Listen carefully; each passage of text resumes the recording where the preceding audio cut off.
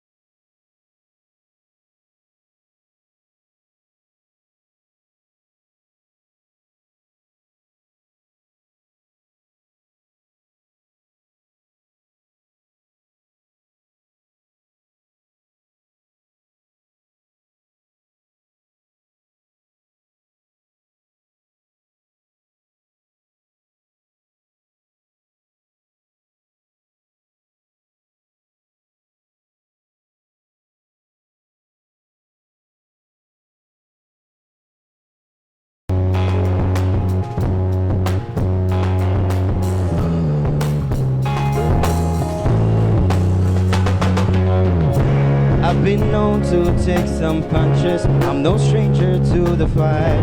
Spent some time down in the shadows with those ill into the light. I got stories I could tell you where my feelings on my sleeve. Yeah, that's me. Like the edge of the night, like the break of the sun, like a part of the song when the chill comes. On the edge of my seat, like a break in the glass, like a part of the kiss when it goes down.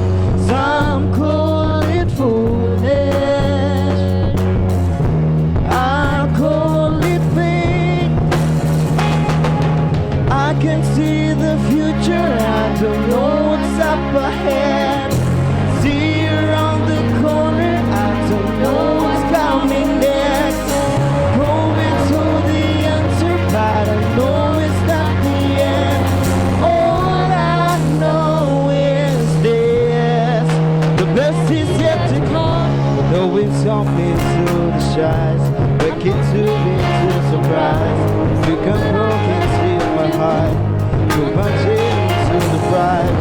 Pull the morning to the shade, the kiss on me to the day. Yeah, that's me. Like the edge of a night, like the break of the sun, like the part of the song where the chill comes. When the end of the net, when the coming to sleep, when the kingdom come, when the door's down. Some call it foolish, I call it fate. Yeah, I can see the future, I don't know what's up ahead. Can you round the corner, I don't know what's coming next. Don't have all the answer, wanna go, it's not the same. All I know is this, the best is yet to come.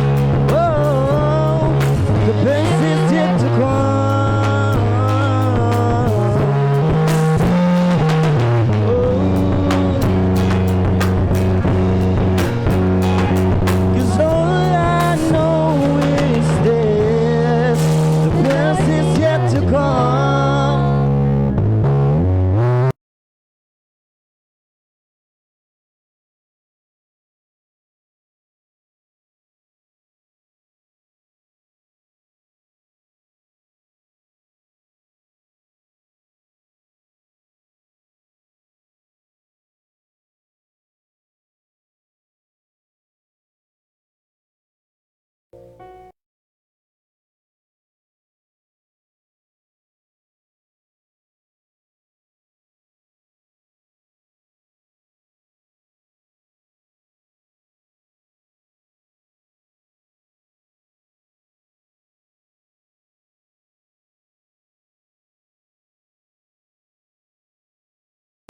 Huwag mo ko iiwan, ha?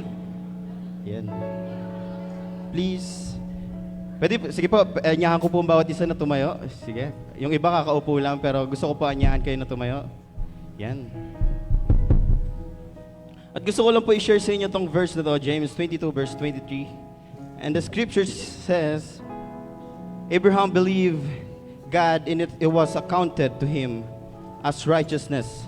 And he was called a friend of God. Naniniwala po ba kayo na you are called a friend of God? Masaya po ba kayo doon?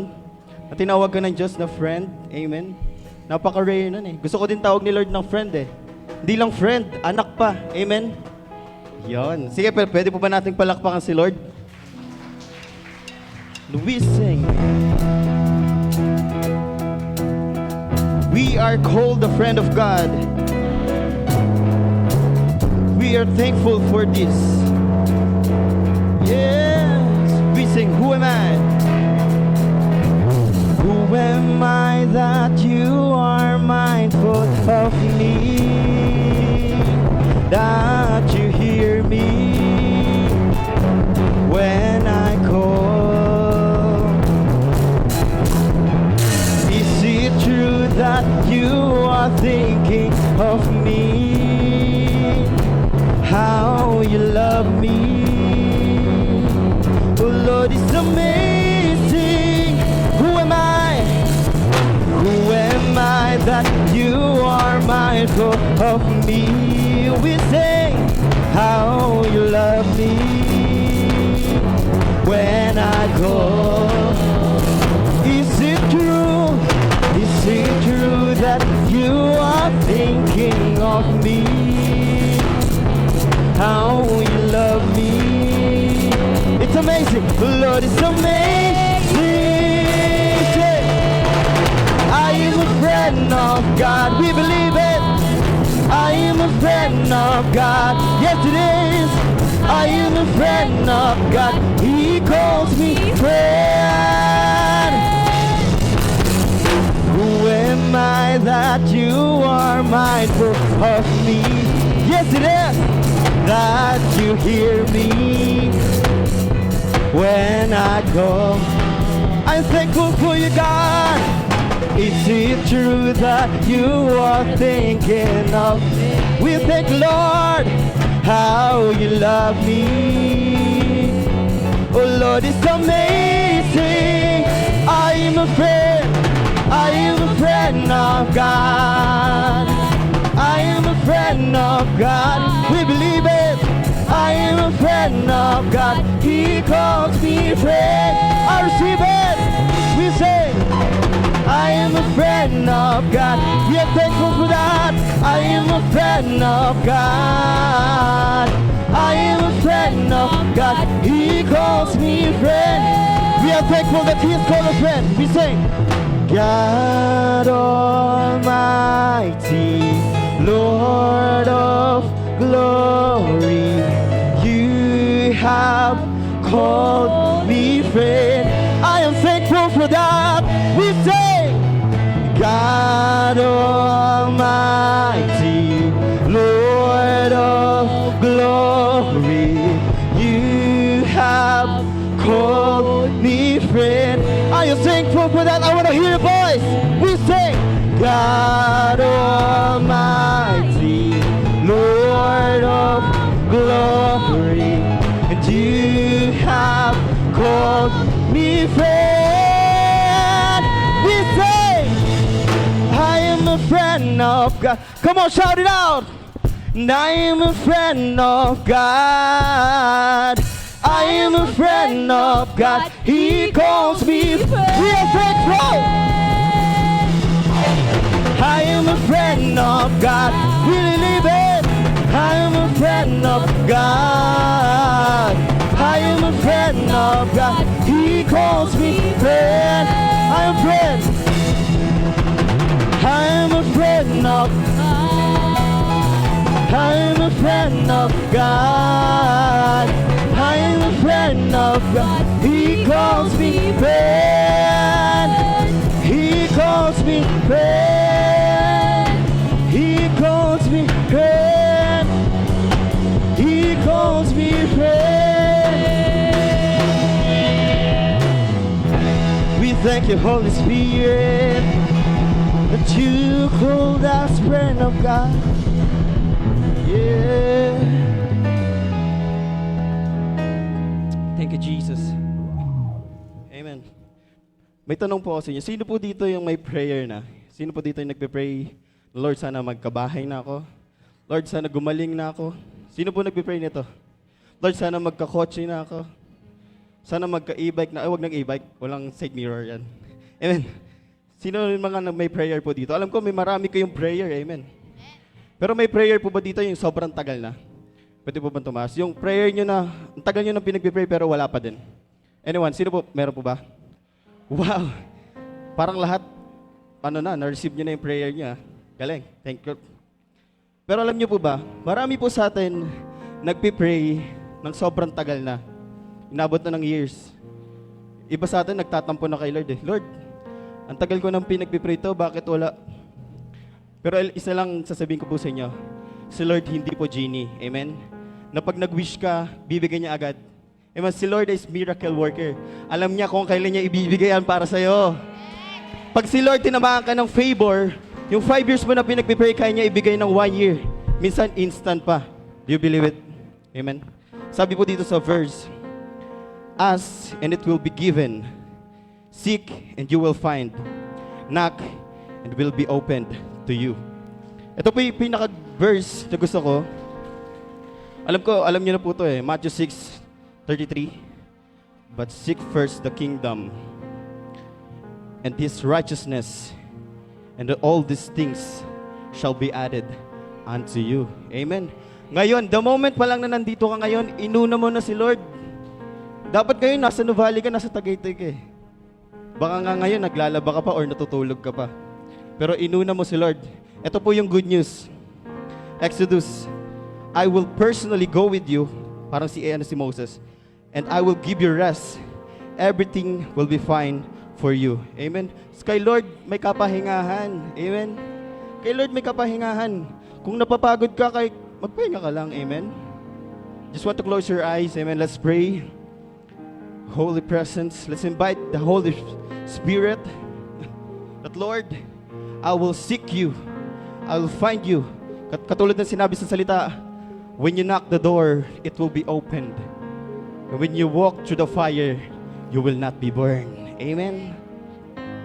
We will seek the kingdom of heaven, 'cause the Lord is in this place. Holy Spirit, we invite you in this place, God. Oh, seek first the kingdom. We sing. Seek first the kingdom, and all will be added. Seek first the kingdom, and all will be added. Seek first the kingdom, and all will be added. All will be added. All will be added. Come on. Seek first the kingdom, and all will be added. Seek first the kingdom, and all will be added. Seek first the kingdom, and all will be added to your family. We sing. Seek first the king, seek first the kingdom, and all will be added. Seek first the kingdom, and all will be added.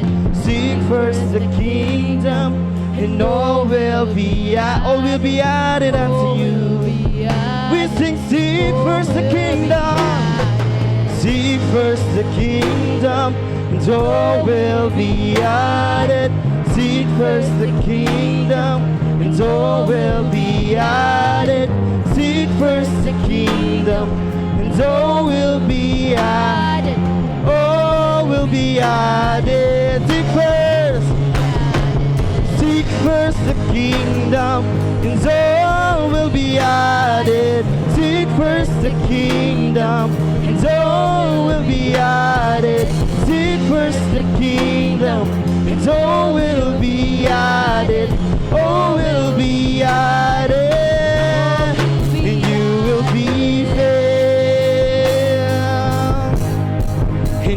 will be filled. This is the kingdom. This is the kingdom. This is the kingdom of heaven. I want you to raise your hands and we will declare. If you want to receive the holy name, the blessings and provisions, oh Jesus, we will ask you this to receive. As in you will receive. Come on. Seek and you will find. Knock and the door it will open. Knock and the door will be open wide.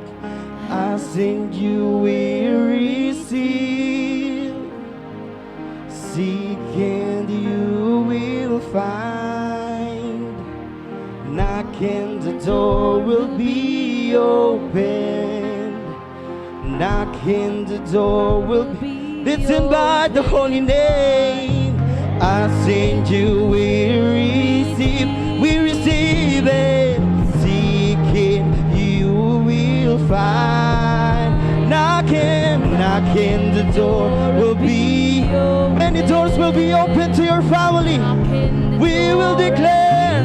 Sing as it will. As in you will receive. We receive. Seeking you will find. Knocking, the door will be open. Seek first the kingdom.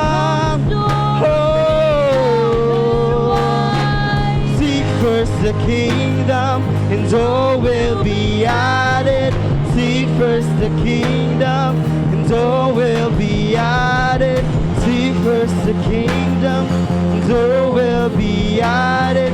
All will be added. Yeah. Seek first the kingdom and all will be added.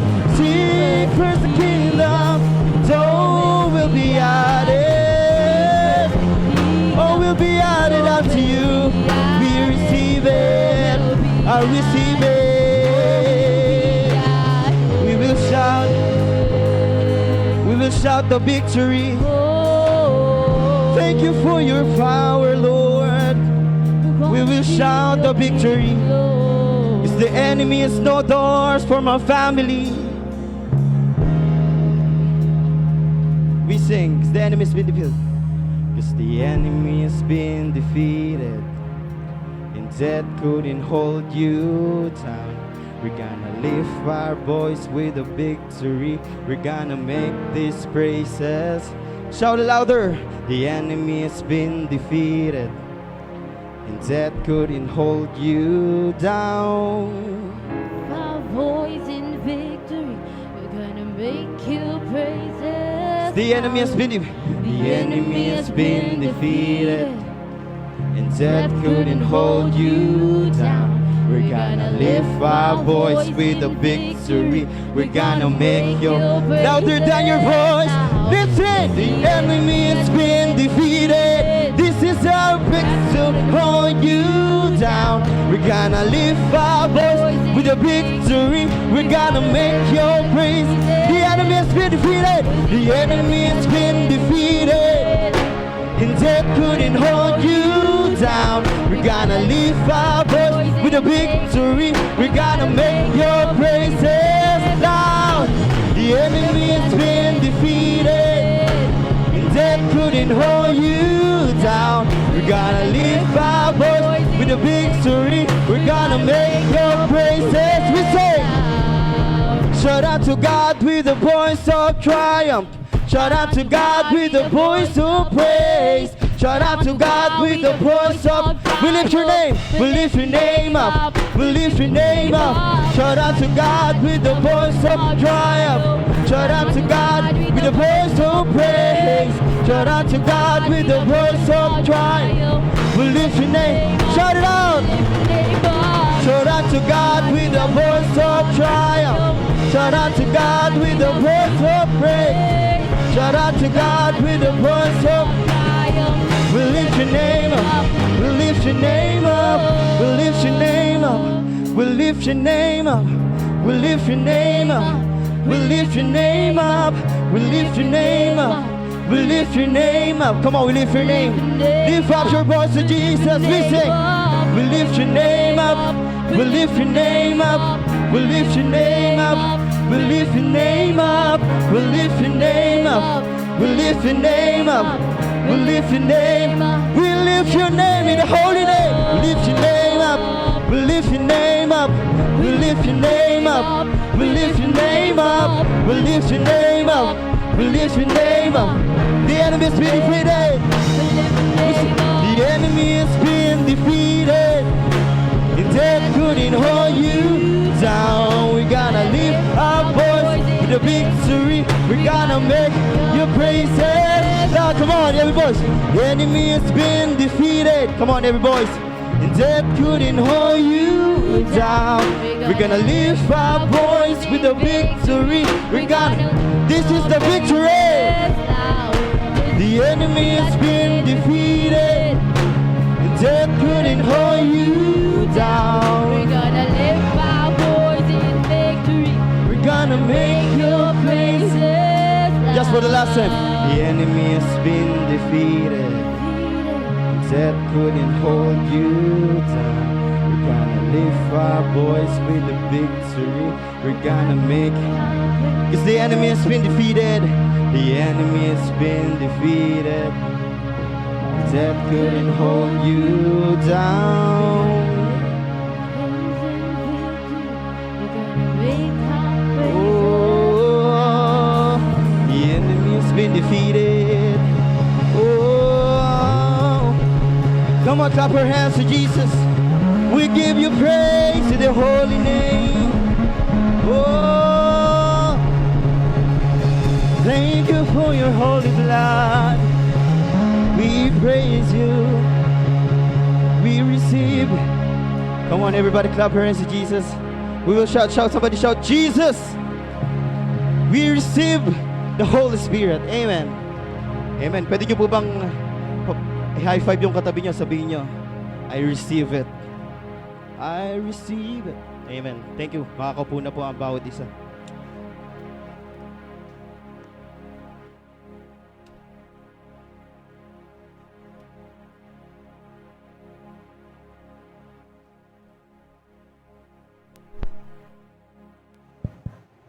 Yan, welcome muna po natin yung bawat isa. Sabihin mo, welcome.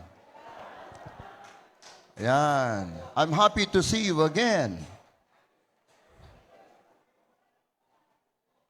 God bless you po. God bless you. Tayo po ngayon ay nasa third week na of the month of January. Okay, talagang malapit na ho matapos ang January.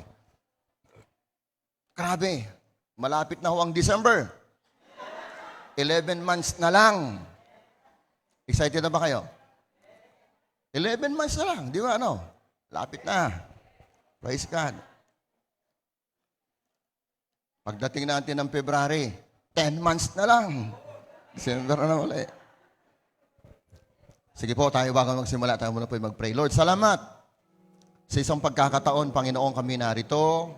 Muling dinadala namin ang aming buhay na kami makapagpuri, makapagpasalamat kasama ang iyong mga anak.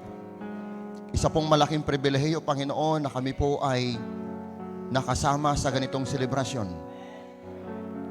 Dahil hindi po namin alam kung sa mga susunod pang linggo ay makakasama kami. Pero sa tuwing kami, Panginoon, ay nakakasama sa selebrasyon ng iyong mga anak, naging malaking pagpapala sa aming buhay na kami nabibigyan ng opportunity na aming maipaabot sa iyo ang aming pagsamba. Panginoon, maraming salamat. Pagkat wala kang nilagpasan, wala kang pinabayaan, wala kang iniwan, na lahat kami, Panginoon, ay inalala mo at pinagpala mo maging ang aming mga hapagkainan.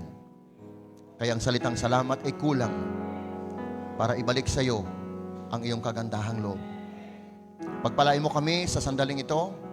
Narito kami na lumalapit na may pagpapakumbaba, nagbubukas ng puso at ng isip handang makinig sa iyong salita. Pagpalain niyo po, Panginoon, ang iyong lingkod at ang iyong mga salita at gayon din ang buong kongregasyong ito. Ikaw po ang Diyos sa aming tinataas. Patuloy na dinadakila at sinasamba. Pangalan mo lang sang maitaas. At itong aming panalangin sa pangalan po ni Jesus. Amen.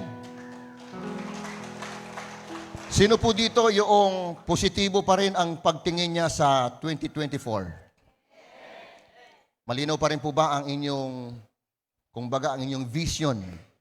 Ha? Ano ho ang nakikita ninyo sa taong 2024? Iba-iba ho sigurado, no? Pero gayon pa man, gusto ko po magbigay muna po ng announcement sa inyo. May gaganapin po tayong Cell Leader Summit. At ito po ay gaganapin na po sa Sunday ng alas 6 po ng hapon o ng gabi. At ang mga makakasama po natin sa atin pong Cell Leader Summit, ang purpose po ng Cell Leader Summit is to strengthen all the cell leaders. At ito pong Cell Leader Summit na ito ay gagawin at ang makakasama ho natin dito yung pong mga taong may hawak pong cell group, minimum of 3. Maximum of how many? So kung mayroon po kayong hawak na cell group na 3 pataas, ay kasama ho kayo dito po sa atin pong gaganaping Cell Leader Summit. So pupunta kayo sa simbahang ito na kayo po ay naka-formal at pagkatapos po ay magbibigay po kami ng limpak-limpak na award. Limpak-limpak. Oo, talagang mamimigay ho kami ng award po doon sa araw na yon. Doon po sa mga deserve talaga para tumanggap po ng reward. At pagkatapos ay magkakaroon po tayo doon ng anointing of oil. Doon po sa araw na yon, no? Doon po sa ating gaganaping Cell Leader Summit. So, sa susunod po naman, ay paghahandaan na rin ho natin yung ating pong paparating na couples encounter at saka po yung ating encounter God's retreat. So, posible pong mauna po yung marriage encounter at pagkatapos po ay kasunod po nun ay yung encounter God's retreat. Kaya po tatlong event ang pwedeng mangyari sa buwan ng March, ano? Kasi po ang kabataan, doon din po nakataon ang kanila pong sport fest. Ang sport fest po nila ay gaganapin po ng buwan ng March. So may event po doon ang kabataan. Then pagkatapos, doon din po sa buwan ng Marso ay gaganapin po yung marriage encounter. Paghandaan nyo po ito. 1,000 ang bayad sa mag-asawa, pagbalo 750. Amen? Nakaka-discount talaga pag ikaw ay pares. Kaya ngayon po yung mga walang pares, maghanap na po kayo. Marami pong available na Indiano dyan. Oo. Pangalawa, ay magaganap po din ang ating pong encounter kasi po pala, ito pong Holy Week ay gaganapin, ang Holy Week pala ay last Friday of the month of March, no? So doon din po natin gagawin. So, meron po tayong 3 event na i-cater for this year. At possible po, mga June naman ay mangyayari po yung ating gaganaping youth camp. So, daming event na po pwede nating bubuksan. Kaya maghanda-handa po yung mga hindi pa po naka-encounter, hindi pa nakadaan sa process. Pag kayo ho ay nabulungan ng leader ninyo, so mag-prepare na po kayo. Halimbawa, nabulungan ka, so magiging delegates ka sa encounter. Prepare mo na sarili mo. Nagkaroon kami ng pag-uusap regarding doon sa budget, sa pagkain, parang hindi napasok yung 350. Itataas natin ng konti. 355. Okay ba yon? Hindi, joke lang. 400 na daw. Kasi po, nagtaasan na daw. Nung panahon daw kasi noon, ay ang itlog daw po kasi ay parang 5 piso lang. Noon, ngayon 10 na. Ay, noon, nakakalibre tayo kasi nagbibigay ng itlog noon si Brother Manuel. Nandiyan ba si Brother Manuel? Sana? Ayaw, no? Yan po, isa po sa mga sponsor natin, ano? Talaga namang hindi ho. Ang malimit o ini-sponsor yan, itlog tsaka hotdog. Kaya malaking utang na loob nyo ang inyong almusal. Oo, kay Brother Manuel. So, ayan, isang buong baboy, Diyos ko, tek mo na, baka mabigla si Brother Manuel. Yung isang buong baboy, ham yun, bro. Ham. De, joke lang. So, yan po, no? Ang ating pong mga event na paparating, nakapila po lahat yon. So, kailangan natin pong itong kasama sa budget. Babadgetan ho natin yung event na yan. Amen. Excited po ba kayo? Nako, grabe, maniwala kayo. Ang galing, ang ganda po ng mangyayari po sa marriage encounter. Maraming mag-asawang magkakabalikan. Oo. Nangangamba lang ako eh. May pangamba ako sa kabilang banda. Kasi baka pag nagkabalikan, bumalik yung tamis ng pagmamahalan, magbubunga. Yun lang yun. Doon lang ako nangangamba ng kaunti. Kasi kami dito, nung gumawa kami naalala ko dito, nung mga panahon, nung inuso ko, halimbawa, nag-suggest ako noon doon sa aming Valentine's ko sinabi yun eh. Kung kayo mga mag-asawa ay medyo natotoxic kayo sa inyong mga trabaho, pumunta lang kayo doon sa putol. Putol pa yun, yung sa may bukid. Putol pa yun. Sabi ko, masarap pasyalan yung putol. Yung putol sa bukid, kung hindi nyo pa alam. May putol kasi yan, wala pang hindi pa diretso yan eh. Napansin ko, nung may marami pupunta doon, nagdadala ng paa ng manok, nagkakainan sila. Namalayan ko bandang mga sumunod na buwan, buntis na. Sabi ko, ibang nagagawa ng putol. Hindi ko na po nire-recommend na lahat kayo pumunta sa putol. Binawi ko na rin ho. Now, itong taong ito, 2024, hindi ko alam kung magiging ano ang buhay mo. Siyempre, wala pong nakakaalam kung magiging ano ang buhay mo, no? Kung ang buhay mo ba mapapabuti o mapapasama, ang buhay mo ba gaganda o papangit, buhay mo ba para bagang aangat o bababa, depende. So walang sino man na nakakaalam kung magiging anong buhay natin this year. Walang sino man kayang i-project yung buhay niya, kung ano maging outcome ng buhay niya for this year. Pero nakakatiyak po ako sa inyo, bago ko po babanggitin, naalala ko po yung kasabihan, sinabi po ng matandang kasabihan, ito malimit natin na didinig, no? Parang, tell me who your friends and I tell you who you are. Kung magiging ano ang outcome ng buhay mo, nakadepende yan kung sino ang isasama mo sa journey ng buhay mo. Nakuha niya? Kung sino isasama mo, doon kasi nakadepende yun kung magiging anong buhay mo eh. Kung sino yung isasama mo sa taong 2024. Sabi po ni Billy Graham sa kanyang sulat, sabi niya, what you are today is because of the people you are with. Kung sino ka man ngayon, dahil yan sa tao na kasama mo. So pag ang kasama mo halimbawa, negosyanteng tao, titiyakin ko sa iyo bago magtapos ang taong ito, magkakanegosyo ka. Kung ang kasama mo halimbawa ngayong taon ay isa siyang prayerful, titiyakin ko sa iyo bago matapos ang taon, magiging prayerful ka. Kung ang kasama mong tao at sinasamahan mong tao, halimbawa ay tungitero, laklakero, sabungero, titiyakin ko sa iyo bago matapos ang taon, ganun ka. Tama ba? Kasi ganun talaga pala yun eh. Kung sino kasama mo, yun ganun ka. Kaya tama naman na sinabi ng Bible, kung maalala ko nga, sinabi doon sa chapter 15 ng 1 Corinthians eh.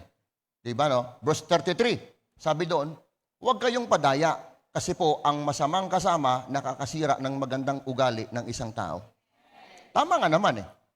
So itong mga bagay na ito ay mahalaga. Kaya depende pala yan kung sinong isasama mo ngayong taon. Sabi mo nga sa katabi mo, may kasama ka na ba? Ayan. Kung ako yung tatanungin, anumang bagyo ang inyong kakaharapin, anumang hamon ng buhay ang inyong kakaharapin, anumang pagsubok ng buhay ang inyong babanggain, piliin mo pa rin ang maging kasama mo ay ang Diyos. Kaya topic natin ngayon ay pinamagatang, choose to live with God. Piliin mo pa rin ang mabuhay kasama ng Diyos. Kasi sa totoo lang, may mga tao na ang buhay ay nasisira.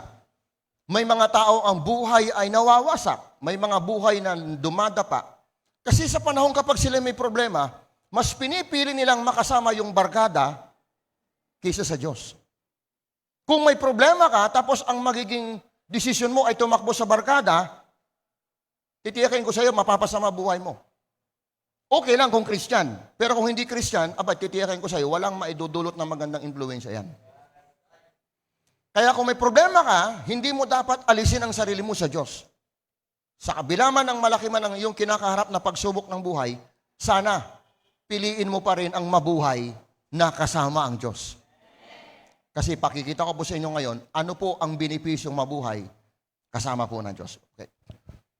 Dito muna po tayo sa mga ilang mga common na salita na nadidinig natin na nakakakilig ng damdamin. Mga nakakakilig, ito po. Sino po sa inyong nakadinig na po ng ganitong salita? Ikaw ang buhay ko. Kapag nawala ka, mamamatay ako. Sino napagsabihan na dyan? Napagsabihan na ba kayo?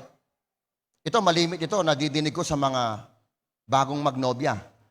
Alam mo, sa totoo lang, ikaw lang talaga ang buhay ko. Pag nawala ka, mamamatay ako. Ayan. Di ba, no? Nakakakilig, no? Ha? Ito naman, pangalawang tanong. Alam mo, ikaw lang talaga ang aking lakas, o ikaw lang ang lakas ko. Manghihina ako kapag nawala ka. Ba? Huh. Meron talaga mo yan, ano? Tama ba? Ito pa. Isa pa, pangatlo. Alam mo, ikaw ang kaligayahan ko. Malulungkot ako kapag nawala ka. Ang sarap pakinggan, di ba? So, ibig sabihin, ito yung mga common na salita. Well, kung ako ang tatanungin, ito ba'y okay in the first place? Parang hindi. Kasi dapat kung lakas ang pag-uusapan, kung buhay ang pag-uusapan, kung kasiyahan ang pag-uusapan, huwag mong idepende sa kanila. Kasi sabi nga naman ng Bible, walang permanente dito sa lupa Ibig sabihin, halimbawa, kung ang iyong kaligayahan ay nakadepende lang halimbawa sa iyong anak o sa iyong asawa, ay di pag nawala yon, hindi wala na. Pero dapat lahat ng bagay, idepende mo sa Diyos. Halimbawa, Panginoon, ikaw ang buhay ko. Ayun, maganda yon. Panginoon, ikaw ang kalakasan ko. Di ba maganda yon? Panginoon, ikaw ang kagalakan ko. Dapat lagi ang Diyos. Kasi ang Diyos po ang source ng lahat ng bagay Tama po ba? So pag sinabi mong yung asawa mo o nobya mo o kung sino man yung kaibigan mo man yan, ang sinabihan mo ng ganito, parang sila yung source ng buhay mo. Mali. Dapat ang source ng lahat ng bagay, dapat magmula lahat sa Diyos. Tama po ba? Kaya sabi nga po ni Pablo, sa 1 Timothy chapter 6 verse 17, nasabi niya doon, put your trust on God, who richly provide us everything for our enjoyment. Ilagat mong pagtitiwala mo sa Diyos, na siyang nagbibigay ng lahat ng bagay na kailangan mo para sa iyong kaligayahan. Amen. So yan po ay common. Now, dito po tingnan natin, may dalawa kong tanong na nakita based on my observation. Itong tanong na ito ay pawang bumubukas ng kaisipan kung ating pong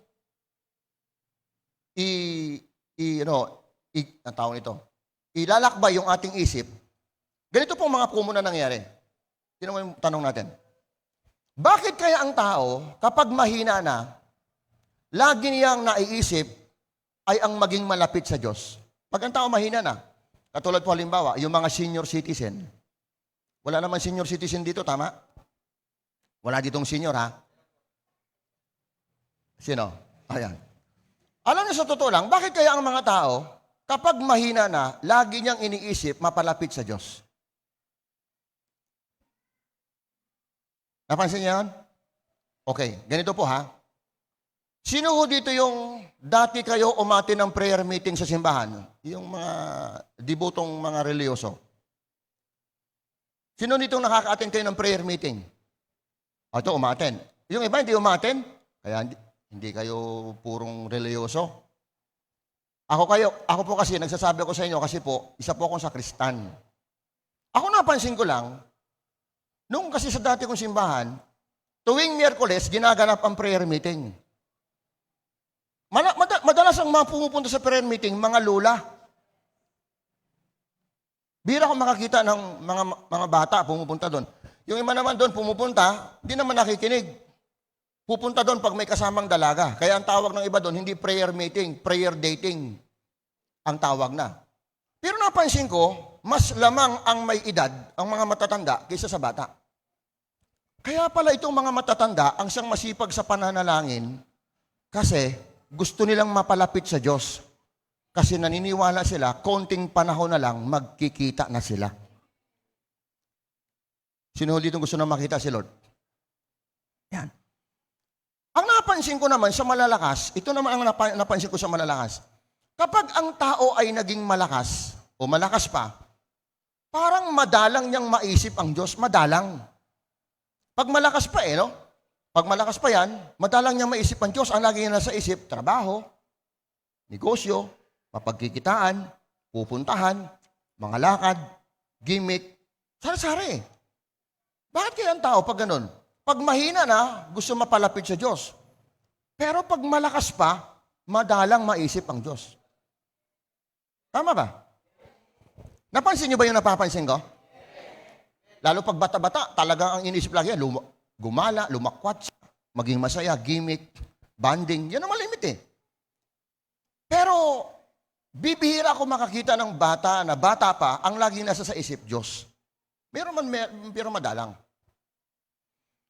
Kaya naman, ang Bible ay nagsasabi, lalo na po si King Solomon, wala po kayo unang mababasa sa Bible na nagsasabi ang Biblia na, kayong mga matatanda, alalahanin niyo ang Diyos bago pa man dumilim ang inyong mga mata. Walang ganun eh. Because ang sinabi ng Bible, remember your Creator when you are young. Tama po? Before the evil days comes. Yan ang sinabi ni Solomon, no? In Ecclesiastes chapter 12, verse 1. So, ibig sabihin, ang una palang nakakaalimot, puro bata. Kaya siya sinabihan ng Bible, kaya sinabihan sila na, kinol ni Solomon ang atensyon ng mga bata, kasi sila pala yung madalas na nakakalimot. Kasi nga, pag malakas ka, madalang mong maisip ang Diyos eh. Tama pa ba? Naisip mo lang ang Diyos at maging malapit sa Diyos, mga panahon kapag ikay mahina na. Yan, kapag may sakit ka, kapag may problema ka, kapag wala kang pera, di ba? Nakakapanghina yun pag walang pera eh, sa totoo lang. Pero pala yung mga bata, sila yung malimit. Kaya kinul ni Solomon yung attention, remember your Creator when you are young. O sa ibang salin, when you are, in the times, remember your Creator in the, when you are young. Tama, when you are young. Ayan. Remember your Creator in the days of your youth.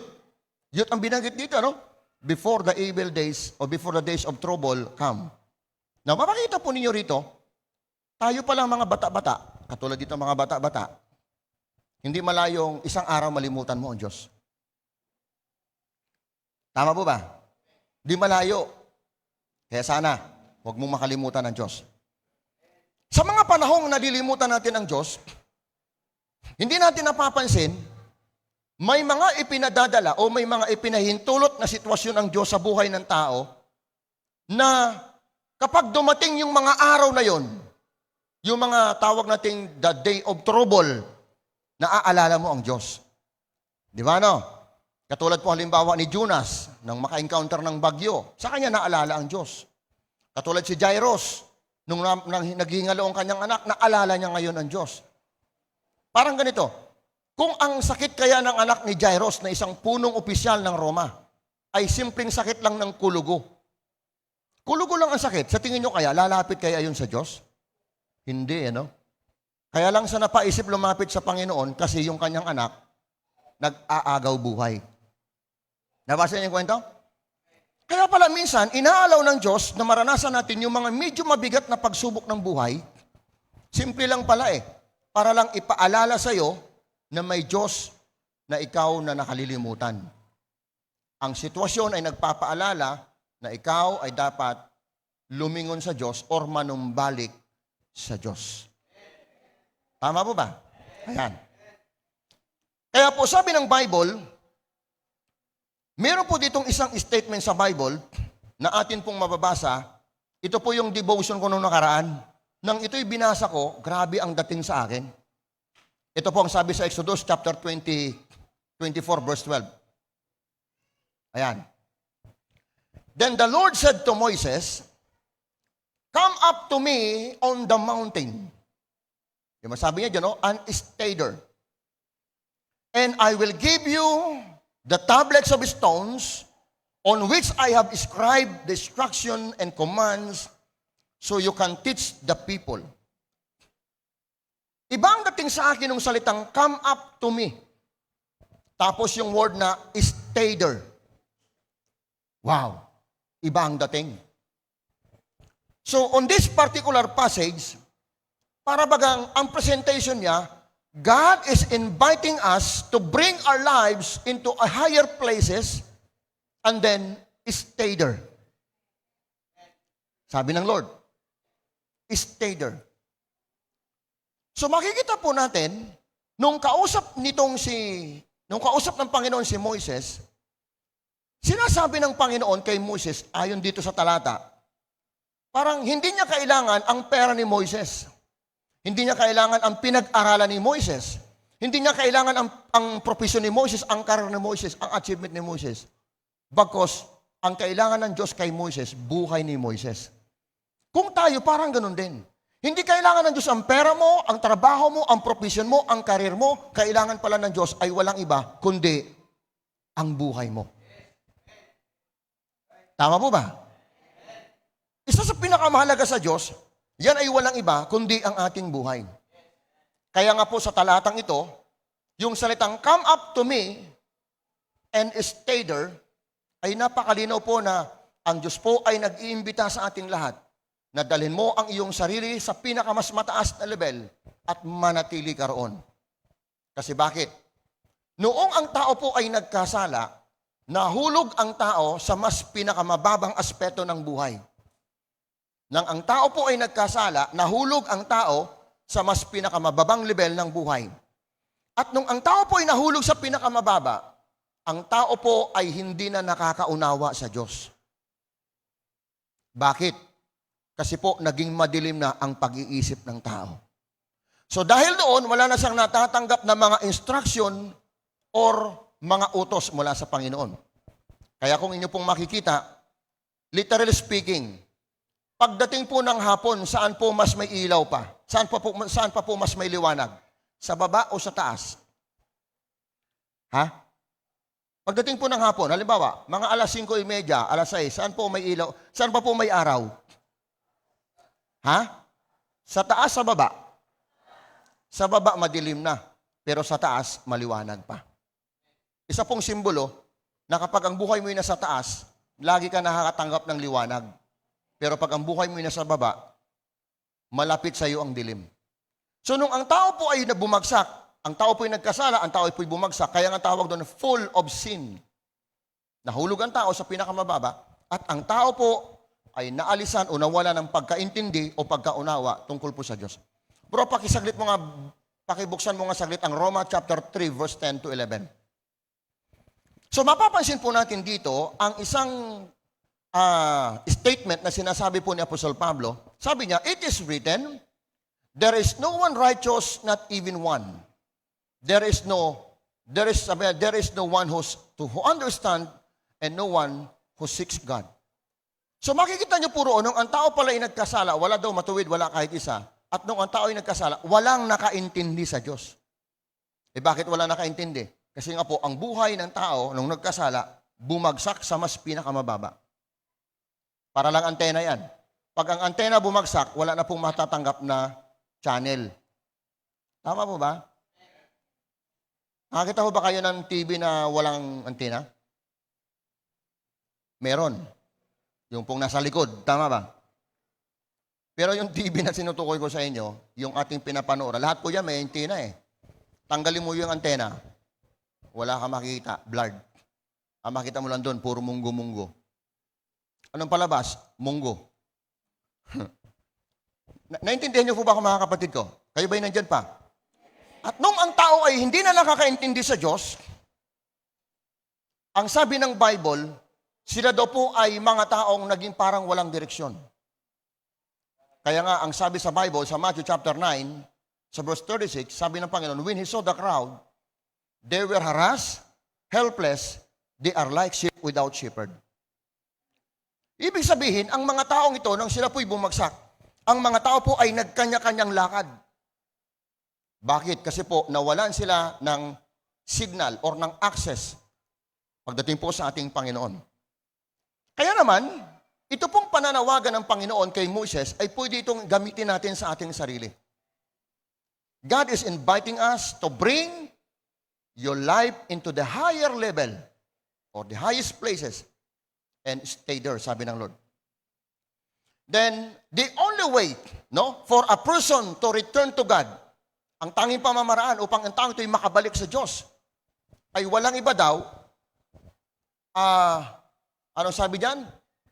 The only way for a person to return to God is for him to value his prayer life again, which is his secret place. Ang tanging paraan upang ikay makabalik sa Diyos ay sa pamamagitan muli mong pahalagahan ang iyong buhay pananalangin na dati mong ginagawa ng lihim. So, ibig sabihin, para lang ikaw pala makabalik sa Diyos, kailangan mong balikan mo ulit, pahalagahan mo ulit ang iyong buhay pananalangin. Tama po ba? Kaya nga ngayong taong ito, mga kapatid, kung maalala po ninyo, mga naging topic natin, nung nakaraan, naging topic natin, kalagan mo ang buhay, kailangan niya ng Panginoon. Tapos nung Sunday, topic natin, building your life for Jesus. Ngayon naman, topic natin is choose to live with God. So almost magkaka-relevant po yan. So ang tanging paraan, kapag ang isang tao po ay nananalangin sa Diyos, ibig sabihin, dinadali niya pabalik ang sarili niya sa Panginoon. Kasi po, ang taong nananalangin ay isang tao pong dumidepende sa Diyos. Ha? So the number one reason why people cannot pray or never pray, not because they were busy, but because they are proud. Ang mga tao pong hindi na po nananalangin sa Diyos, hindi po nangangahulugang hindi na po nagpiprayan kasi busy. Ang totoo niyan, kaya yan hindi na nagpipray kasi sila po ay mapagmataas na o nagmamalaki. Para bagang they think that they can do everything without God. Kaya ko namang gawin ang lahat ng bagay kahit hindi ko kasama ang Diyos. Pero gusto ko lang ipaunawa sa inyo, mga kapatid ko, kung may plano ka na sirain mo ang iyong buhay, hindi mo na kailangan si Satanas. Ay nako, mahirapan ka pa kay Satanas na imbitahan yan. Kasi minsan si Satanas busy. Oo, minsan si Satanas busy. Alam mo naman si Satanas, daming schedule niyan eh. So pag ininibitahan mo si Satanas para sirain ang buhay mo, baka hindi pa siya makarating. Hindi mo na kailangan demonyo para masira ang buhay mo. Simple lang kailangan mong gawin. Para masira buhay mo, huwag mong isama ang Diyos. Ganun lang kasimple. Di ba ang dali? Parang nahihirapan ang iba sa inyo. Ha? Anong mas madali? Imbitahan ng demonyo o hindi isama ang Diyos? Ganun lang kasimple. Pag hindi mo sinama ang Diyos sa buhay mo, sa taong ito, titiyakin ko sa iyo, bago matapos ang taon, wasak buhay mo. Pero pag isinama mo ang Diyos sa journey mo ngayong taon, titiyakin ko sa iyo, mas magiging malayo ang takbo ng buhay mo kaysa sa dati. Di ba? At ito ang mas maganda, your life will never be the same. Ngayon, ang tanging paraan lamang pala upang makabalik ako sa Diyos, kung ako'y nawala sa Diyos, ay ang balikan ko yung aking secret place. Tandaan niyo po ha, nung nakaraang Sunday, dinescribe ko po sa inyo, pilit ko pong diniin o binigyang diin, yung salitang secret place. The devil or the demons always interested your secret place. Because your secret place is important to you. Ngayon, when you protect your secret place will protect you. Di ba naalala niyo po? Okay, salamat po sa nakaalala. Now, balikan natin yung prayer natin. Now, ito gusto ko makita ninyo ha. Di nagpipray ka na ngayon, nagpipray na. Ano bang reason bakit ka nagpipray? Kadalasan kasi tayo, kapag tayo nagpipray, ang condition malimit ng ating prayer is more on asking. More on asking. Tama po ba? Di ba ganyan tayo kapag nagpipray? More on asking. Lord, Panginoon. Di ba magkatunog? Panginoon.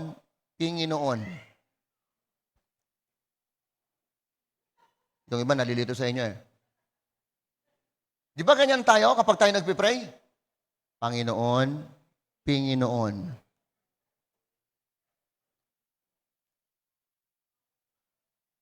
Pag tayo pala nagpipray, hindi puro ganon, hindi puro hingi. Ito ha. Anong pagkakaiba nung pulubi sa lover. Yung lover, tutulad ni Kuya Jopre, lover to eh. Amen? Anong pagkakaiba ng dalawa? Nung pulubi, sa in love. Ganun na lang. May pagkakaiba ba sa dalawa? Meron. Ang pagtingin ng pulubi ay malayo sa pagtingin ng in love. Halimbawa, yung in love tumingin sa akin. Yung tingin ng in love, hindi ganun ang tingin ng pulubi. Halimbawa, tumindig ako doon sa dalawa. Tumindig ako sa dalawa. Ang tingin sa akin ng pulubi, nakasentro sa kamay. Nakuha niya? Pero yung in love, nakatingin sa muka. Ang puti ni pastor, wapo. Di ba ganun talaga yun eh? Pero yung pulubi, nakatingin yun sa kamay. Bakit? Kasi ang ini-expect niya kung ano yung ibibigay. So, the beggar always looking on giving. Tama po ba? But the lover always looking on the face. Bakit? Ang importante kasi sa taong in love, hindi kamay, mukha. Gusto nung in love na yung mukha nung kanyang minamahal laging masaya. Ayun. Yun pala yung pagkakaiba nun. Eh di ba kapag kayo nanliligaw, lagi ka nakatingin sa mukha. Kaya ka nga na-in love kasi paulit-ulit mo tinitinan ng mukha. Tama po ba? At ang pangit kapag lagi mong tinitinan, nagiging maganda din ng kalaunan. Totoo yun. Eh nung una, Sister Pebs, maganda pala Sister Pebs, sabi ko. Pero nung una kong tingin, pangit eh. Ay, pangit ng mga papangasawa ko Eh, matagal kong tinititigan. Kahit kami kumakain, nakatitig ako sa kanya. Sabi niya sa akin, ano naman ang tingin-tingin mo? Maganda pala ako din ang hugis ng mukha mo. No? Disappointed lang ako sa ilong eh. Ilong lang naman. Konting-konti lang naman. Konting-konti lang. Amen. Ngayon, kung mapapansin niyo po rito, tayo po ay nagpipray, hindi po para humingi. The purpose of prayer, ganito po mga kapatid ko. The reason why we pray, not just to find God, because God never lost. Amen. Kaya ka nananalangin, hindi para hanapin ang Diyos. Kasi ang Diyos din nawawala. Ang nawala, ikaw. Nandiyan lang naman ang Diyos Tama po ba? Kasi anong naglayo sa atin sa Diyos? Iba-iba. It's either yung online games. Nalayo ka dahil sa online games. Yung iba naman dahil sa trabaho.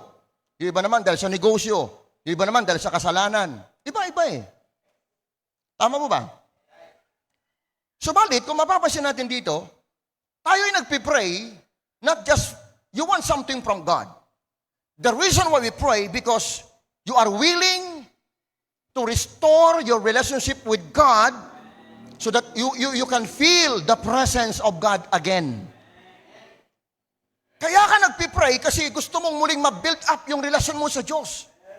Nang sa ganun, muli mong maramdaman ang presensya niya.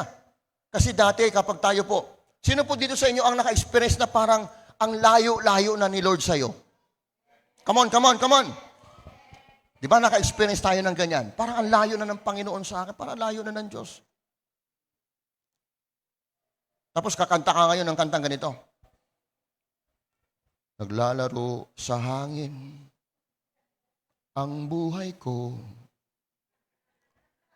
Di alam kung saan tutungo. Ano pa yung Brother Edwin? Sana si Brother Edwin. Magandang kantang yun. So, ibig sabihin, kaya pala tayo ay nagpipray because you are willing to restore your relationship with God so that you will be able to feel the presence of God again. Ma-restore lang yon. Kaya nga, kapag kami nagpipray, hindi puro lagi hingi. Kundi ikaw ay nagpipray para lang ipakita mo sa Diyos, Lord, you are so good. Lord, you are faithful. Lord, thank you for your faithfulness, your mercy, your grace. Parang lagi mo lang siyang pinapupurihan. Tapos pasalamatan. Kung kami man magpipray ng hingi, Lord, wala kaming ibang panalangin ngayon, kundi pagpalain niyo po ang iyong mga anak na nasa sakupan ng Climp International Ministry. Kasama na rin po, Panginoon, yung mga simbahan ng mga kapwa namin, Pastor. Kung paano mo kami pinagpala, gayon mo rin sila pagpalain. Ganun ho kami nagpipray ng ganon. So dito po ay makita natin, noong ang Panginoon ay kinausap po niya si Abraham, si Adan. Balikan nga po natin yung Genesis chapter 3, verse 7. Ganito pong nangyari, bakit kaya ang Panginoon ay gusto niyang balikan natin yung ating prayer life, which is our secret place? Ito. Dalhin ko muna kayo dito sa sitwasyon ni Adan. Chapter 3, verse 7 to 9, at the moment their eyes were open, and they suddenly felt shame and their nakedness. So they sewed with fig leaves, sabihan, together to cover themselves. When the cold evening breezes were blowing, the man and his wife heard the Lord God walking about in the garden. So they hid from the Lord among the trees, and then the Lord called to the man. Sabi niya dyan, where are you? Mapapansin po nyo rito, noong ang tao po ay nagkasala, una, gumawa ang tao o naghanap ang tao ng mga bagay na pangtakip sa kanyang kasalanan. Di ba gano'n naman talaga, no? Kapag ang tao, ugali pala talaga ng tao yan, aminana natin kay Adan. Pag tao ay nagkasala, naghahanap sila ng pantakip sa kasalanan. Kita nyo po, kapag ang inyong mga anak nagkakasala, naghahanap ng mga pantakip. It's either magre-regalo sa'yo, di ba? It's either nagagawa ng magsisipag sa loob ng bahay, magsisipag sa pagluluto, sa paghuhugas. Kaya nagiging ganyan yan, may ginagagawang kasalanan yan. Ganon din naman ang asawa. Kapag ang asawa may nagawang pagkakamali, pag uwi, may papadalang regalo. Hindi ko naman sinasabi lahat na may mga dalang regalo, may nagawang pagkakasala. May mga ganon. Yung iba naman, tinatakpan sa pamamagitan ng pera. At nung ang tao ay nagkasala, mapapansin niyo po rito, hindi tinanong ng Panginoon ang mga katagang ito nung si Adan nagkasala sa Diyos. Sinabi ba ng Diyos kay Adan, anong ginawa mo? Siguro kung tayo ang nagkasala, di ba Ang mga mahal natin sa buhay nagkasala, isa sa mga tanong natin yan Ano naman ang ginawa mo? Hindi rin tinanong ng Panginoon kay Adan yung salitang, bakit niyo ito ginawa? O bakit niyo ginawa ito? Kung mo nating tanong yan. Tama po ba? Si Lord, hindi siya nagtanong ng ganon kay Adan. Bagkus ang tanong ng Diyos kay Adan ay iba. Anong tanong ng Diyos kay Adan? Where are you?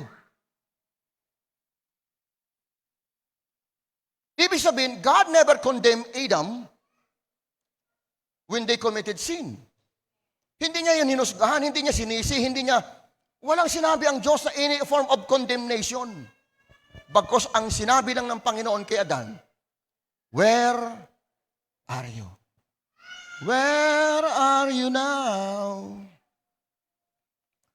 So mapapansin po natin yung binitawang salita ng Panginoon na salitang where are you ay nagpapakita that God long for a man because man is God's pleasure. In other words, kaya pala hinanap ng Diyos ang tao dahil pala yung tao pala ay kaligayahan ng Diyos. Ayaw niya na ang taong ito ay mawala sa Kanya. Kaya nabanggit ng Panginoon salitang, where are you? Hindi niya sinisi, hindi niya sinumbatan, at hindi rin niya pinarusahan. Bagkus nabuo ang kasalitang, where are you? Na nagpapakita that God long for a man because we are His pleasure. And don't take this pleasure of God. Kaya sabi diyon na parang huwag nating alisin yung buhay natin sa Diyos. Kasi yan ang kaligayahan ng Diyos. Isipin mo, walang ibang makakapagpasaya sa Diyos. Hindi pera mo, hindi achievement mo, hindi profession mo. Simple lang, buhay mo. Buhay mo lang. Kaya alam nyo ba na kapag pumupunta kayo sa simbahan, kung meron man nagiging masaya dito, hindi lang si pastor. Kung una may naging masaya dyan, una ay ang Diyos. Pangalawa, kung ikaw ay may asawa, yung asawa mo. Kung ikaw naman yung anak, yung magulang mo. Panghuli na lang si pastor eh. Tama po ba? So ibig sabihin, ipinaliliwanag ng Panginoon sa talatang ito na tayo pala ay kinapapanibikan ng Panginoon at siyang hinahanap ng Diyos. Kaya maganda yung sinabi ng Panginoon kay Moses eh. Moses, come up to me on this mountain and stay there. Di ba ang ganda, no? Tayo pala ang kaligayahan ng Diyos. And then I realized that when we come to prayer, when we come in God in prayer, it is God's pleasure. Kapag dinadala pala natin, kapag tayo lumalapit sa Diyos sa pamamagitan ng panalangin, ito pala'y nagiging kaligayahan ng Diyos. Natutuwa ang Diyos sa buhay natin kapag tayo po'y lumalapit sa Kanya. Kaya kapag tayo po'y may problema, huwag nating piliin na mas lumapit sa barkada. Mas lumapit po halimbawa sa ibang tao. Mas piliin mo na dali mo ang sarili mo doon sa secret place na yon kasi kaligayahan niya ng Diyos. Eh tayo kapag may problema, makapasyal nga. Naghanap tayo ng mga kabanding, naghanap tayo ng mga taong kajamming, naghanap na tayo ng mga taong, kung baga ay, pwede makapagpasaya sa atin, na makaintindi sa atin. Wala. Kung meron ka mang unang dapat gawin, dalhin mo ang sarili mo sa secret place mo, and that is your prayer, and God will be happy to you. Now, sa puntong yan, mga kapatid ko, makikita natin kung gaano yan kahalaga. Gaano po yan kahalaga. Nga lang, hindi po masyadong nararamdaman ng tao kung gaano kahalaga ng Diyos. Ito. Alam po ba ninyo na ang mineral water, kapag kinuha nyo po yan sa mga water station, sampulan ko kayo. Meron ako dito. Alam nyo ba kung magkano lang to? Ha? Ang costing po nito sa mineral water, si Saran, magkano? Yung wala pang tubo. 325 ang container. Pag nilagyan ng tubig, ito kasing barkada ko, ang binibigay sa akin, 5 pesos. So possible, may tubo na sa pala sa 5 pesos, no? 5 pesos ang bigay sa akin. Alam niyo po ba ito, kapag nilagay mo na ito sa market, 10 na. Tama po ba? 10. Depende pa nga. Ay pag nilagay mo sa medium class ng konti, 7-11, 15. Sino po sa inyong bumili na ng bottled water sa aeroplano? Ha? Ito po, 50 pesos to. Sa aeroplano. Ba't mahal? Sabihin sa'yo, ay bumaba ka, bumili kang tubig. Kaya mo yan? Di ba napapasubo ka, bumili ng 50 pesos? Ha? Kahit mahal eh. Ay, alam mo naman, mura lang to. Tama po ba? Ha? Eh, bumili nga ako ng nagaraya, 25 lang eh. Pagdating sa aeroplano, 50 eh. Wala ako. Eh, sige, bumaba ka, bumili ka ng nagaraya. Hindi mo na magawa. Pag dinala mo to sa disyerto, 150 na yan. Sige, maghukay ka ng tubig nang makakita mo. Wala pa tubig, baka patay ka na. So, ibig sabihin, ang pinupunto ko dito, ang tubig tumataas ang value sa isang tao, depende sa level ng kanyang pangangailangan. Kapag kailangan mo, nagiging mataas ang halaga ng isang bagay. Tama po ba? Ganon din naman sa Diyos. Ang halaga ng Diyos sa iyo, depende yan sa iyong pangangailangan. Ramdam mo ba talaga sa puso mo, kailangan mo ba talaga ang Diyos? Amen. Kung ramdam talaga sa puso mo na kailangan mo ang Diyos, hahanapin mo talaga ang Diyos. Gaano ka man kabisi. Totoo yun eh. Kasi matindi yung pagkauhaw mo sa Diyos. Nang alam mo na hindi kayang punuan ng pera, bagay o pagkain ang kauhaw mo sa Diyos. Kaya Lord, gaano pa man, ako kadami kong schedule, kaya kong i-cancel ang lahat ng yan. Gusto ko lang makipag-fellowship sa'yo. Di ba masarap yung gano'n, no? Yung mga taong nakakagawa ng gano'n, sila yung mga taong ramdam nila sa kanilang puso na kailangan talaga nila ang Diyos.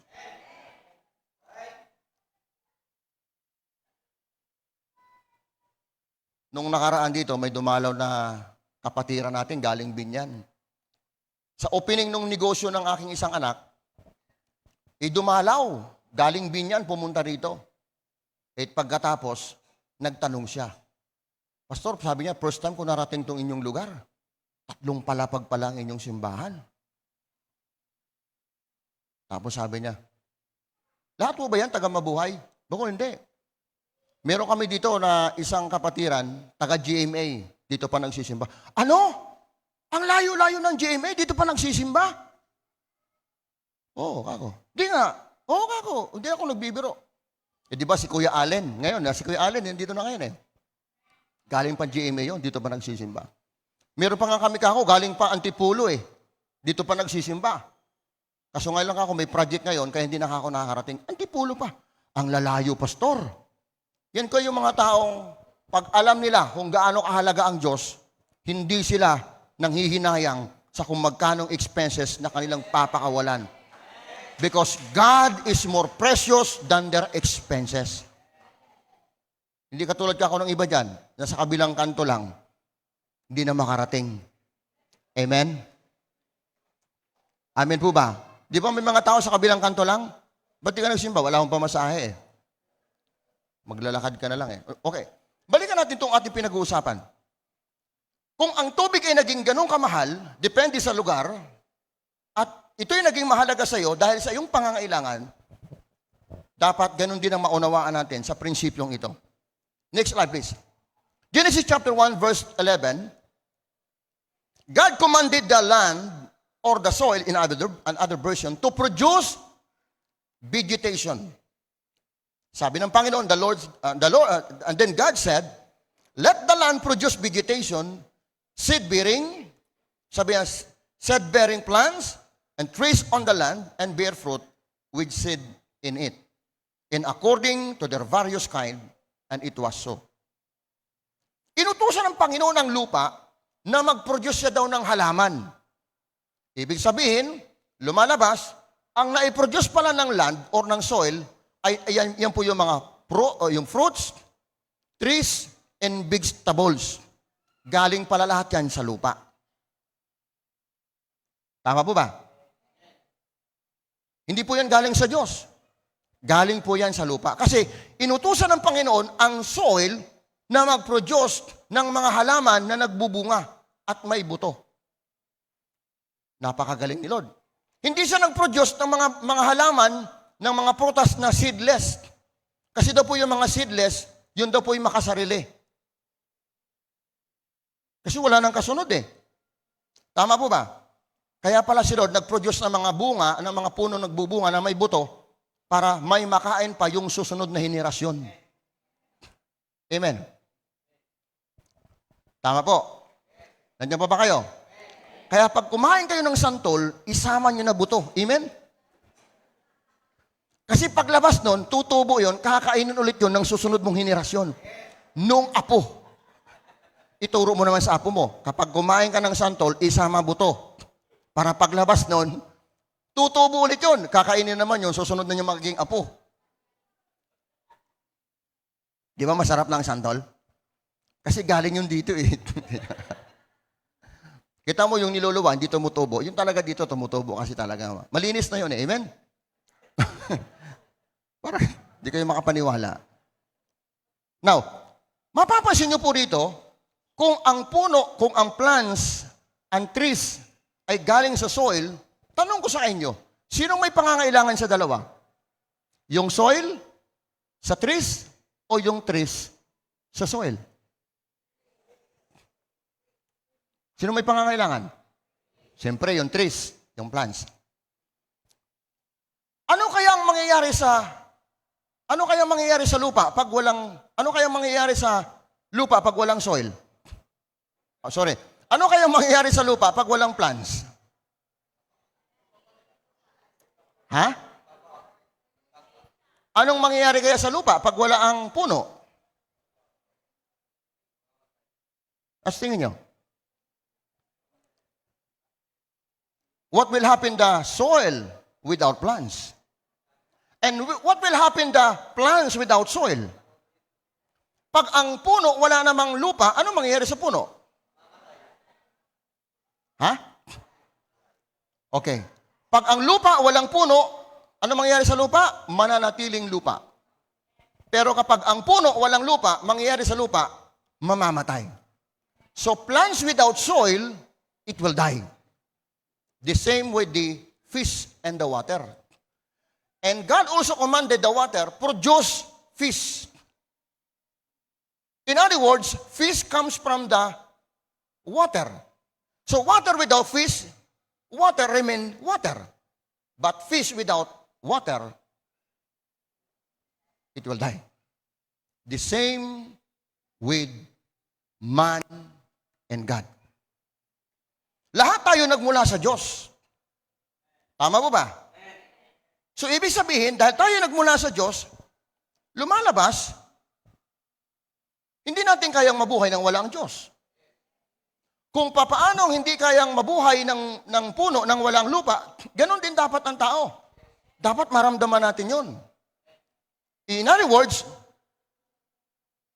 the reason why we need God, because we came from God. Tama po ba? Yan ang dahilan bakit kailangan mo ang Diyos. Hindi dahil kailangan mo lang siya para mapagaling ka, para ibigay ang gusto mo.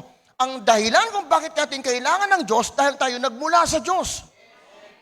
At pag ang buhay mo'y walang Diyos, ano mangyayari sa'yo? You will die, you life nothing, your life is useless. Tama po ba? Ibig sabihin, sabi nga natin, God without man, He is still God. But man without God, He is nothing. So yan po yung main reason why we need God. The reason why we need God, because we came from God. Tama po. Nasusubaybayan niyo po ba ako? So ganun din naman eh. Kaya ibig sabihin, mas piliin mo dapat ang mabuhay kasama ang Diyos, hindi dahil wala ka nang magawa, hindi no choice. Kaya pinipili mo na mabuhay na kasama ang Diyos dahil nagmula ka sa Diyos. Hindi mo lang pinipili na dahil kayo may sakit, dahil kayo may problema. Sige na nga lang, kay Lord na nga lang. Walang ganunan. Kaya pipiliin mo talagang mabuhay na kasama ang Diyos dahil nagmula ka sa Diyos. Dahil pag nawala ang Diyos sa buhay mo, hindi ka lang mamamatay, pati negosyo mayroon ka, mamamatay din yan. Because business without God will die. The same principle. Kaya nga po mga kapatid ko, noong mga panahong si David nagkasala sa Panginoon, dumating sa punto na si David ay bumagsak. At ang daming kamalasan dumating sa kanyang buhay nung siya nagkasala through Bathsheba. At nung siya ay nakagkaroon ng realization, simpleng panalangin ni David. Diba? Sabi niya doon in Psalms 51, verse 11. Ayan, isa po sa sinabi po ni David. Pero yung pong previous statement mo na sabi niya doon, create in me a pure heart, O God. Restore to me the joy of your salvation. Pagkatapos sabi niya dyan, cast me not away from your presence. Sabi sa Nabi version, do not cast me from your presence or take your Holy Spirit from me. Bibihira ka makakita ng isang tao na ang panalangin ay ganito. Lord, wag niyo po akong alisin sa iyong presensya. Hindi ko po kayang mabuhay, Panginoon, nang wala sa ilalim ng presensya mo. Bibihira. Pero si David, nakita niya yung kung gaano yung kahalaga. Kasi bakit? Napakalaki ang advantages kung ikaw ay nabubuhay kasama mo ang Diyos. Iba. Kung naging masaya ka kung masaya ka nakasama jowa mo, di hamak na mas masaya kapag kasama mo Diyos. Kasi yung jowa mo, hindi ka kayang ipagtanggol niyan. Kung may mga hindi man ka nais-nais na pangyayari maganap sa buhay mo.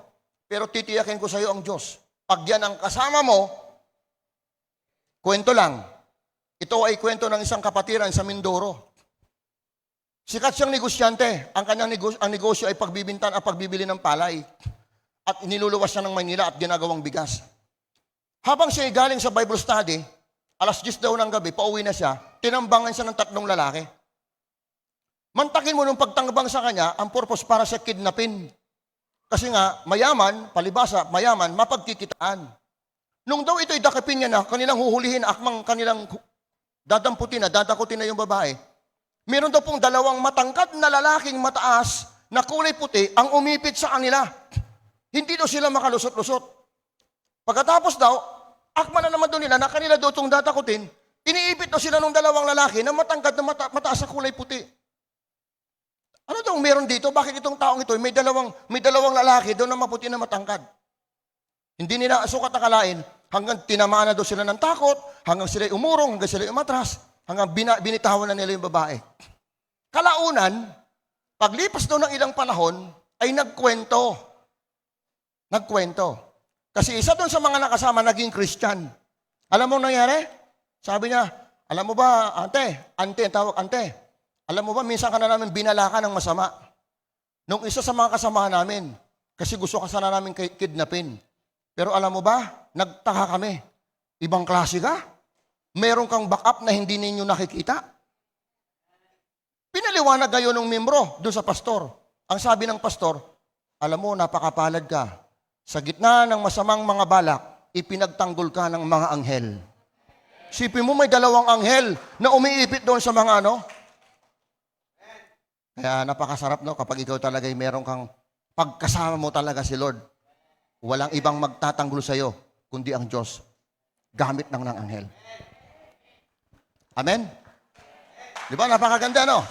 Now, kaya nga, isa lamang yun sa mga benepisyo pagkasama mo ang Diyos. Okay. Kaya po, napakaganda sinabi ni David, Lord, wag mo po kong alisin sa iyong presensya. Eh, ang tao ngayon, okay lang na walang Diyos, basta mahalaga, may pera. Mali. Kasi pagkasama mo ang Diyos, tandaan nyo ha, ang pera hindi kayang mag-produce ng Diyos. Pero ang Diyos, kayang mag-produce para sa iyo ng maraming pera. Ang Diyos, ang pera hindi kayang magbigay ng langit. Langit-langitan meron. Pero ang Diyos kaya kang dalhin sa buhay parang langit. Okay. Luke chapter 10 verse 40, alamin natin itong kwento hanggang verse 42. Martha was distracted with much serving. And Jesus answered and said to her, Martha, Martha, you are worried and troubled about many things. But one thing is needed, and Mary has chosen the good part, which will not be taken away from her. Sa sobrang busy ni Martha, meron siyang nakaligtaan. Meron siyang napabayaan. Nalimutan niyang lagyan ng paminta yung luto niya. Yun ba yung binanggit niyan? Hindi ano. Sa sobrang busy ni Martha, nakakaligtaan niya ngayon ang isang pinakamahalagang bagay. At ano kaya yon?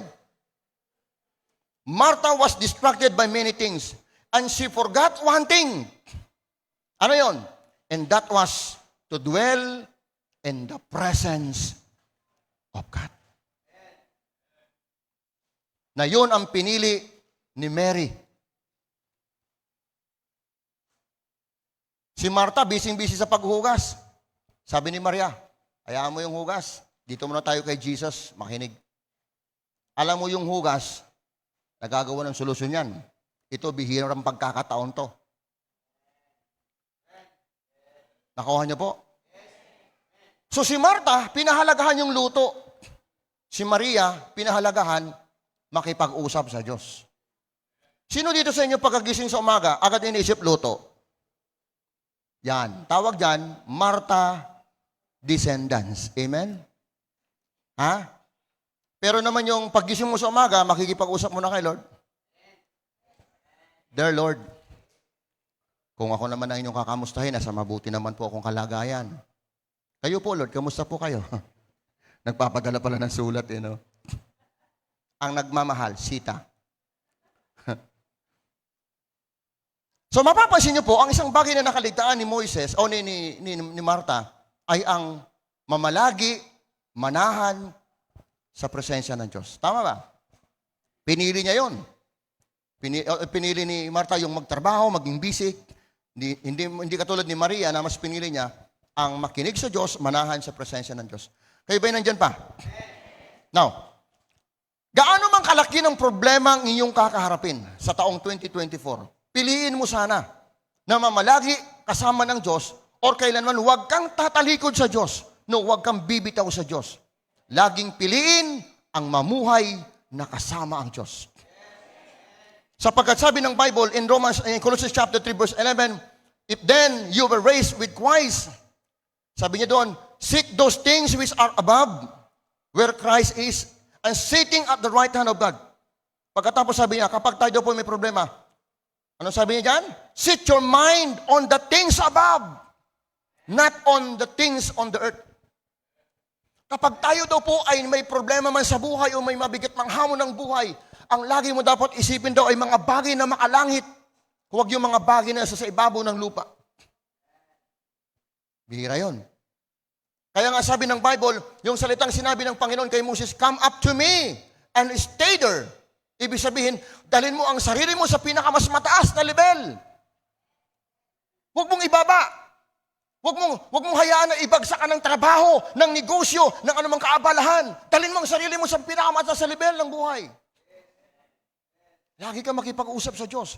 At ang tanging paraan upang madala mo ang sarili mo sa pinakamas mataas ay sa pamamagitan po ng pananalangin. Di po ba? Yung pagpunta sa cell group, malaking tulong yan.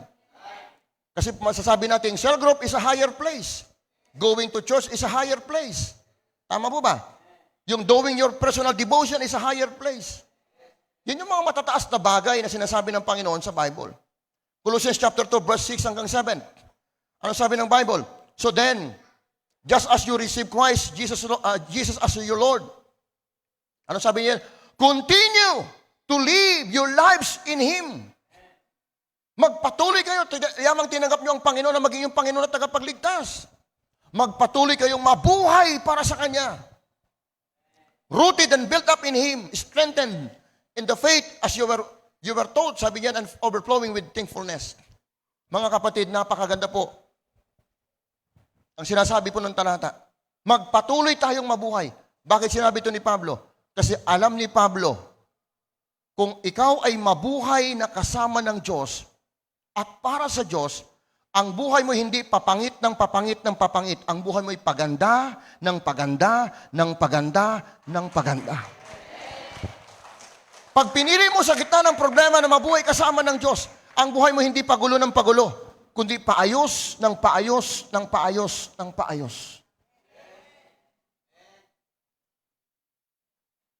Eh yung mga dalaga kapag broken-hearted, tatakbo dun sa mga lalaki na magko-comfort sa kanila. Yung mga lalaki na mapagsamantala, uutuin sila. Alam mo, sa totoo lang, may paraan dyan. Para malimutan mong problema. Tara, inom tayo. Kaya ang lalaki daw po na nagpapainom ay lalaking may masamang balak. Yun hindi nakikita ng mga kababaihan eh. Eh siyempre, may problema. Ang gagawin ng lalaki, alok ay alak. Kaya nga, yun ang mahirap pag hindi Christian talagang tao eh. Kaya kayong mga babae, kapag kayo na broken-hearted, huwag kayong tumakbo sa kaibigan. Tumakbo kayo sa Diyos. Isumbong mo lahat para yung lalaking nanakit sa'yo, kunin ni Lord. Amen? Joke lang. Joke lang. Kunin ni Lord nang madala pabalik sa simbahan. Amen? Wala naman akong kunin para mamatay eh, kundi mabalik sa simbahan. Tama po ba? Kaya sana, kung gaano man kalaki ng pagsubok na siyang ating kakarapin this year, tandaan niyo po, kung ano man ang maging outcome ng buhay mo, nakadepende yan kung sino isasama mo. Pero isinasuggest ko sa inyo, isama mo ang Diyos. Kasi pag sinama mo ang Diyos, ang buhay mo hindi papangit, paganda. Hindi pagulo, paayos. Tama po. At hindi ka pahirap, payaman. Yung ganda kay Lord, you know? Last and final word, nababasahin ko po sa inyo. Exodus chapter 33, beginning verse 12 up to 14. Dito ako nagandahan ako ng word na sinabi ni Moises. Sabi niya, one day Moses said to the Lord, you have telling me, take these people, sabi niya, up to the promised land. Sabi ni Moses, sinabi mo sa akin, dadalhin ko ang bayang ito doon sa lupang pangako. But you haven't told me whom you will send with me.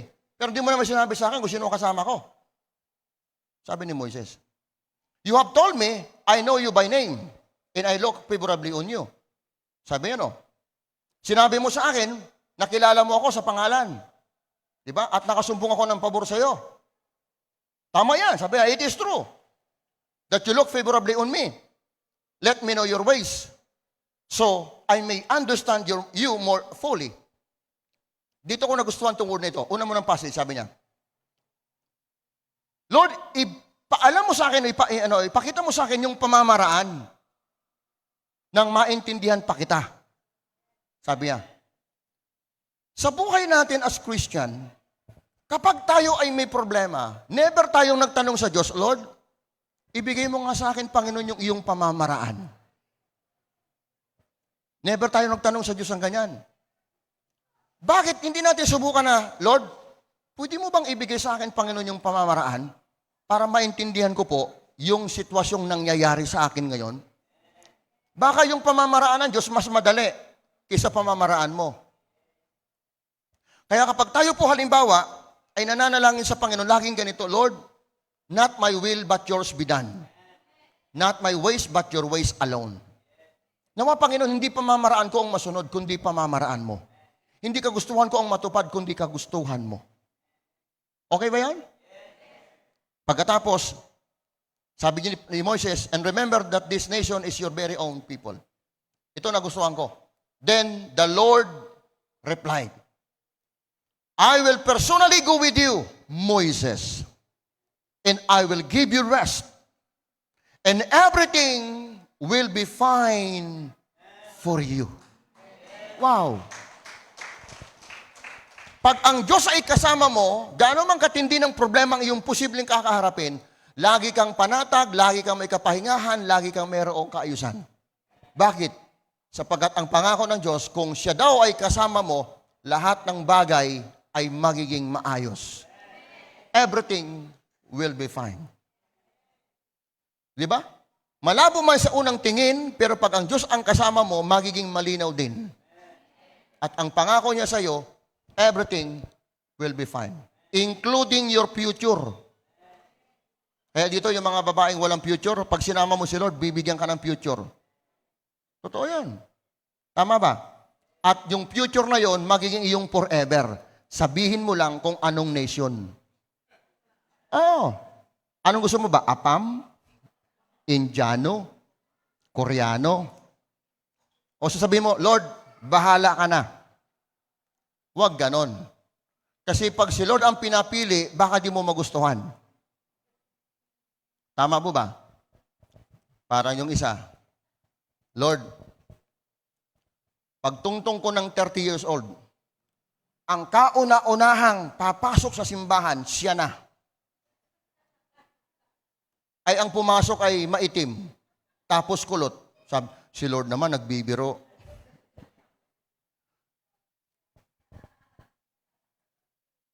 Minsan, ginagano ng tao eh. Ibig sabihin tayo, kapag tayo pala lumapit sa Diyos, kinakailangan. Kaya huwag niyo pong kalilimutan na isama ang Diyos sa lahat ng panahon. Okay ba yan? Ha? Choose to live with God. At anong promise niya? And I will give you rest, and everything will be fine. Sige lang, tol. Hindi lahat ng oras ako'y magiging mahirap. Darating din ng oras, lahat ng bagay magiging maayos. Sige lang. Kaya mo lang muna ako ngayon na ako lang muna ay naka-pispilay kayo. Kaya mo, fishball lang muna ako ngayon. Naka-pork chop kayo, ako ketchup lang muna ngayon. Darating na ang panahon. Pinangako ni Lord sa akin yan. Everything will be fine. Mababaliktad ang sitwasyon. Okay ba yun sa inyo? Kaya laging isama ang Diyos. Ha?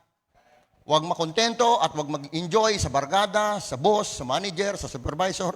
Mas piliin mo pa rin mabuhay kasama ang Diyos. Tayo po'y manalangin. Panginoon, maraming salamat sa mga aral katulad po nito na tinuturuan mo po na kung ano man ang magiging kalalabasan ng buhay namin this year 2024, depende po kung sino yung isasama namin sa aming journey.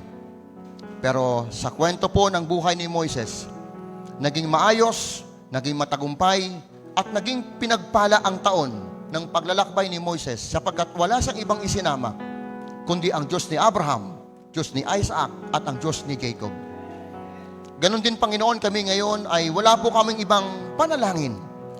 Kundi, yes, gusto po namin makasama ang aming mga mahal sa buhay, ang aming pong mga katrabaho, ang aming pong boss, ang aming pong mga supervisor, pero higit po sa lahat, kung meron man po kaming higit na magiging aming kasama, sa hirap man o ginhawa, ay kundi ang Diyos na may gawa ng langit at lupa.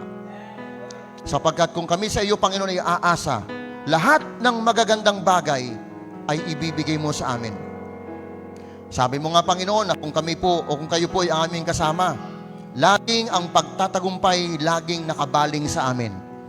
Sapagkat anumang bakas ng kabiguan, hindi namin makikita kung kayo po ang Diyos na sa aming unahan, na sa amin nagiging katuwang, na sa amin nagiging kasama. Lord, salamat po sa mga salitang amin napakinggan. Ang panalangin po namin, turuan mo patuloy kami na mas piliin ka sa lahat ng oras, na kung ano man ang aming Panginoon magiging karanasan, piliin pa rin namin ang manatili, magpatuloy, at ang mabuhay na kasama ka.